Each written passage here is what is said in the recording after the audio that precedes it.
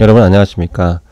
자, 이번 시간에는 MRI의 릴렉세이션에 있어서 T1 릴렉세이션을 조절하는 인자가 TR이고 T2 E1을 조절하는 인자가 T2라고 앞서서 말씀을 드렸습니다. 이 TR과 T에 따라서 우리가 시그널 인텐시티가 어떻게 조절이 되고 바뀌게 되는지 그 TR, T에 따른 시그널의 변화 과정에 대해서 말씀을 드리고자 합니다. 자, MRI는 종축자기로의 회복, 그 다음에 횡축 평면으로서의 탈이상, 이 TR과 T에 따른 회복과 탈이상 과정을 통해서 신호가 획득되게 됩니다. 그래서 TR과 T를 가지고 우리가 원하는 위치에서 시그널 인텐시티를 획득하게 되는 것이죠. 그래서 이 T1 회복을 조절하는 T1 텀에 보면 우리가 아래 펄스를 인가해서 회복이 얼마만큼 됐느냐에 따라서 MO가 결정이 되게 되고 그거에 따라서 우리가 T1 회복량이 결정되게 됩니다. 자, 반대로 T1이 결정됐다고 한다면 횡축 평면에서 이 T에 따라서 횡축 평면의 XY 평면의 스핀들이 디페이징이 얼마만큼 됐느냐에 따라서 신호의 감쇄가 결정이 되고 회복과 감쇄에 의해서 어느 부분에서 우리가 TR과 T를 갖다가 선택하느냐에 따라서 대도조가 결정이 되게 되는 것입니다. 그래서 MRI에서 나타내는 시그널 인텐시티는 결국은 MO의 비례를 하게 됩니다. 이 MO가 뭐냐면 이 O는 오리지널의 약자입니다. 그래서 아래 펄스를 맞기 이전에는 종축자기와의 총량이 MO가 되는 것이고 아래 펄스를 맞게 되면 이 종축자기와가 횡축자기와로 풀립이 되기 때문에 MXY 평면의 스핀 벡터의 총량이 결국은 MO가 되는 것입니다. 그래서 제가 회복되는 MO의 량, 그 다음에 디페이징 되는 MO의 량을 어느 부분에서 결정하느냐에 따라서 그 프로톤 덴시티가 결정이 되게 되고 그 조직의 시그널 인텐시티가 결정이 되게 되는 것입니다. 그래서 우리는 TR과 T를 통해서 T1 컨트라스트, T2 컨트라스트를 낼 수 있게 되는 것입니다.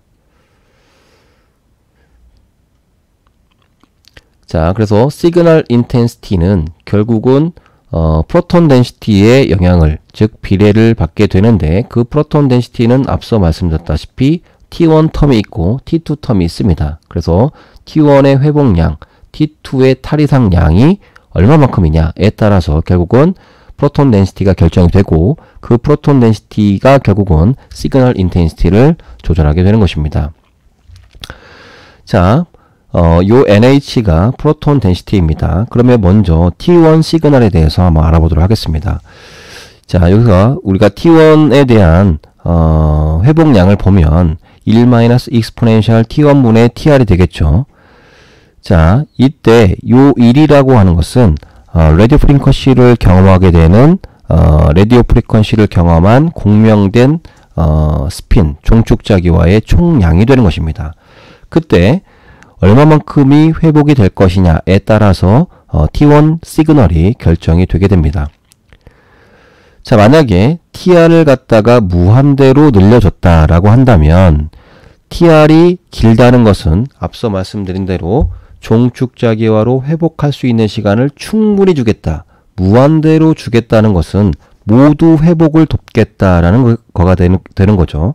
즉 TR이 무한대라는 것은 횡축 평면으로 내려갔던 스핀들을 모두 회복시키겠다라는 뜻이 되겠습니다. 결국은 이 익스포넨셜 값이 무한대로 된다는 것은 결국은 1로 회복을 시키겠다라는 겁니다. 즉 1이 뭐였냐면 결국은 총 아래 펄스가 인가받기 전의 양이었죠.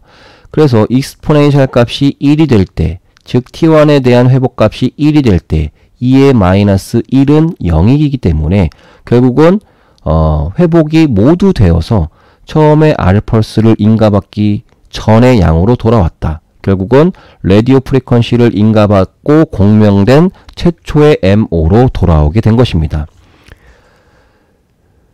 자, 그래서 이때는 T1 이펙트가 나타나지 않는 겁니다. 왜냐하면 T1 이펙트라고 하는 것은 앞서서 말씀드렸다시피 쇼TR 범위, 즉 완벽히 회복이 되지 않은 범위에서 이완 시간이 빠른 조직과 느린 조직 간의 차이를 보는 것인데 100m 달리기를 했을 때 돌아올 수 있는 시간을 충분히 준 거죠. 완벽히 끝까지 준 것입니다. 그렇기 때문에 모두 회복이 되었기 때문에 이완이 모두 이루어졌기 때문에 이완 시간이 빠른 조직과 느린 조직 간의 차이를 볼 수가 없다. 이렇게 말씀을 드릴 수가 있겠습니다.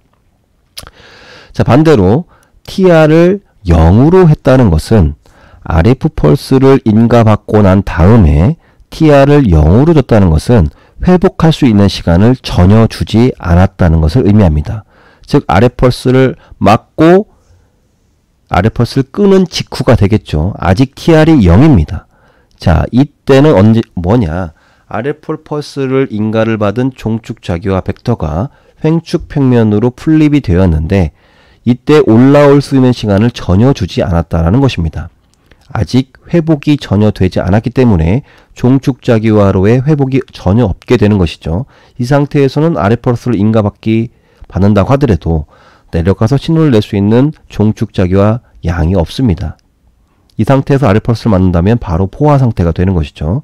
즉 회복된 양이 0이다. 2의 마이너스 0승은 1이기 때문에 최초의 RF 펄스를 경험해서 횡축자기화로 넘어간 벡터가 1이었는데 그 1이 지금 올라오지 못했다. 모두 세츄레이션 됐다. 결국은 아직까지 횡축 평면에 남아있다라는 것을 의미하게 됩니다. 따라서 이때는 시그널을 내지 못하는 상황이 벌어집니다. 왜냐하면 얘네들이 회복을 해야지만이 다음 RF 펄스를 경험하게 되고 신호를 발생하게 될 텐데 모든 스핀이 횡축 평면에 남아있기 때문에 신호가 발생되지 않게 되는 것입니다. 자, 그래서 너무 긴 TR을 준다는 것은 T1 이펙트가 감소한다는 것을 의미하게 되는 것이고 TR이 너무 짧다는 것은 신호가 발생되지 않는다는 것을 의미합니다. 따라서 신호가 발생이 어느 정도 되면서 T1 컨트라스트도 회복될 수 있는 TR의 범위를 설정해야지만이 우리가 T1 컨트라스트를 정확히 나타낼 수 있다. 그 범위가 대략 450에서 한 700ms 요 사이가 바로 T1 컨트라스트가 가장 좋은 TR의 범위가 되겠습니다. 자, 반면에 T2에 대한 시그널을 살펴보도록 하겠습니다. 자, T2에 대한 시그널은 횡축 평면으로 향했던 스핀들이 디페이징, 즉 탈이상이 되는데 걸리는 시간을 우리가 T2라고 말씀을 드렸죠. 이 T2, 탈이상이 되는 시간에 따라서 시그널이 결정이 되게 됩니다. 자, 만약에 T2가 0이라고 한다면 RF 펄스를 차단하고 디페이징이 되는 시간을 전혀 주지 않은 것입니다. 자, 이때는 스핀들이 모두 동이상 상태를 이루고 있습니다. 우리는 RF 펄스를 맞고 죄송합니다. 종축자기화가 횡축자기화로 넘어갔을 때 인페이지 상태에서 신호가 가장 강하게 나오는 것이죠. T를 전혀 주지 않았다는 것은 물론 제로 T는 있을 수가 없지만 가정을 하는 겁니다. T를 전혀 주지 않았다는 것은 스핀들의 탈이상이 전혀 이루어지지 않았다는 것이고 그렇기 때문에 신호가 가장 강한 상황입니다. 그래서 T2가 제로라는 것은 2의 마이너스 0승은 즉 1이죠. 즉 모든 스핀들이 횡축 평면에 남아있다.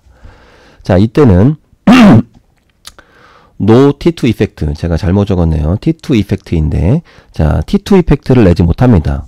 신호는 가장 강하겠지만 이때는 횡축 평면으로의 탈이상이 없기 때문에 전혀 스핀들 간의 그 컨트라스트를 낼 수가 없다. 그래서 T2 이펙트가 전혀 나지 않은 상황이다. 이렇게 말씀드릴 수가 있겠습니다. 자, 반면에 T를 제가 무한대로 늘리겠다라고 하는 것은 어떠한 의미를 가지고 있느냐? T를 아주 길게 해서 횡축 평면에 있던 스핀들이 모두 아웃 오브 페이지, 탈이상을 시키겠다라는 뜻입니다. 즉 충분히 흩어질 때까지 기다리겠다. 모두 흩어질 때까지 기다리겠다라는 뜻이 되겠습니다. 그래서 T를 무한대로 주게 된다는 것은 결국은 뭡니까? T를 1로 주겠다는 거죠. 즉 완벽히 회복을 하게끔 만들겠다. 즉 2의 마이너스 1승은 결국은 0이 되는 것이니까 결국은 최초의 알펄스를 인가받고 탈 이상이 되는 충분한 시간을 줘서 모두 아웃 오브 페이지를 만들겠다라는 뜻이 되겠습니다. 그래서 t를 무한대로 증가시키게 되면 결국은 시그널이 나오지 않게 되는 현상이 나타나게 됩니다. 자, 그래서 짧은 t는 t2 컨트라스트를 떨어지게 되죠. 이게 t2인데 그래서 t가 제로라는 것은 흩어질 수 있는 시간을 주지 않았기 때문에 스핀들 간의 컨트라스트를 내지 못한다. 그래서 t2 이펙트를 내지 못한다는 것이 되겠습니다. 하지만 t가 무한대, t가 너무 길어지면 신호가 나오지 않게 되는 것이죠. 그래서 완벽한 탈 이상이 일어나서 신호가 나오지 않거나 너무 짧은 t를 줘서 t2 컨트라스트가 나오지 않는 영역을 피해서 적절한 t 범위를 설정해서 우리는 적절한 SNR과 그 다음에 컨트라스트를 보장받아야 된다. 이렇게 말씀을 드릴 수가 있겠습니다.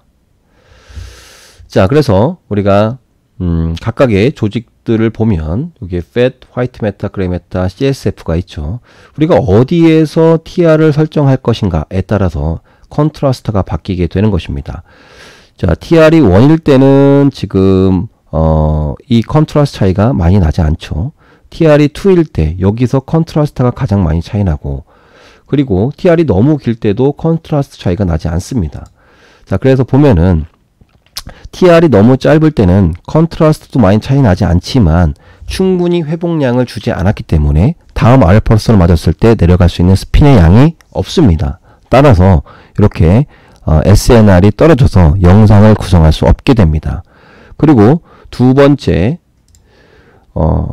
TR이 어느 정도 보장이 되면서 컨트라스트가 가장 나는 부위죠. 자, 이 부위는 SNR도 보장이 되고 화이트 매터와 그레이 매터를 보면은 이렇게 컨트라스트가 명확히 나는 것을 볼 수가 있습니다. 이렇게 T1 컨트라스트도 명확하게 나면서 SNR도 어느 정도 보장이 되는 요 부위에서 우리가 TR을 설정을 해야 됩니다. TR이 너무 길게 되면 어떻게 됩니까? 화이트 매터와 그레이 매터의 경계가 무너졌죠. 즉 T1 컨트라스트가 보장이 되지 않는 것을 볼 수가 있습니다. 그래서 너무 짧은 TR을 주면 SNR이 떨어지고 너무 긴 TR을 주면 T1 컨트라스트가 떨어지고 적절한 TR을 줘야지만이 T1 컨트라스트와 SNR을 보장받을 수가 있다. 이렇게 말씀을 드릴 수가 있겠습니다. 그래서 앞서 말씀드린 대로 너무 TR이 짧으면 로우 시그널, 그 다음에 로우 컨트라스트를 나타내게 되는 것이고 그 다음에 긴 TR을 설정하게 되면 로우 컨트라스트에 하이 시그널을 내게 되는 겁니다. SNR이 좋다는 것이죠. 하지만 중간 단계에서는 TR이 길 때보다는 시그널 인텐시티는 감소하겠지만 T1 컨트라스트가 극대화되는 것을 확인할 수가 있겠다. 이렇게 말씀드릴 수가 있겠습니다. 자, TR이 결정이 되고 다음과 같이 T가 결정이 되면 우리가 이미지가 형성이 되는데 다음과 같이 T가 짧으면 T2 컨트라스트가 나지 않게 되는 것이죠. 그 다음에 우리가 일반적으로 사용하는 T2의 범위를 사용하게 되면 T2 컨트라스트가 아주 높게 나타나게 됩니다. 반면에 T가 너무 길게 되면 오히려 SNR이 떨어지게 되죠. 그래서 T2 컨트라스트가 떨어지는 현상을 보이게 됩니다. 그래서 T가 너무 짧으면 다음과 같이 물과 조직 간, 그 다음에 조직 간의 대조도가 떨어지는 것을 확인할 수가 있겠죠. 그 다음에 T가 우리가 사용하는 롱T 범위에서 T를 설정하게 되면 티슈 간에 그 다음에 물과 티슈 간에 이러한 컨트라스트가 적절하게 구성이 되는 것을 확인할 수가 있습니다. 반면에 우리가 사용하는 T 범위를 넘어서게 되면 마치 물이 훨씬 밝게 보이고 그 다음에 조직이 어둡게 보이는 것처럼 보이긴 하나 조직 간 대조도를 보면 오히려 컨트라스트가 떨어지는 것을 확인할 수가 있겠습니다. 이것은 너무 긴 T를 사용함에 따라서 우리가 탈 이상이 너무 급격히 일어나서 너무 SNR이 떨어지기 때문에 오히려 T2 컨트라스트가 떨어지는 그런 효과를 나타낼 수가 있다. 그래서 우리가 T2 웨이티드 이미지가 롱TR 롱T이지만 그 롱T의 범위가 우리가 통상적으로 사용하는 롱T의 범위여야지 너무 긴 T는 탈 이상이 너무 급격히 일어나서 오히려 T2 컨트라스트가 떨어질 수 있다. 이렇게 말할 수 있겠습니다. 자, 결론적으로 우리가 short-TR 쪽이 TR이고 쪽이 TE니까 short-TR, long-T에서는 TR이 짧고 T가 길기 때문에 SNR이 구성이 되지 않겠죠. 그 다음에 long-TR, long-T는 T2 weighted image, short-TE는 T1 contrast, long-TR, short-TE는 프로톤 덴시티 이미지가 되겠죠. 우리가 롱TR이라고 한다면은 우리가 통상적으로 사용하는 롱TR 범위에서 사용을 해야 되는 거지, 앞서서 이미지에서 확인했다시피 너무 긴 T는 오히려 T2 컨트라스트를 더럽힐 수 있다, 이렇게 말씀드릴 수가 있겠습니다.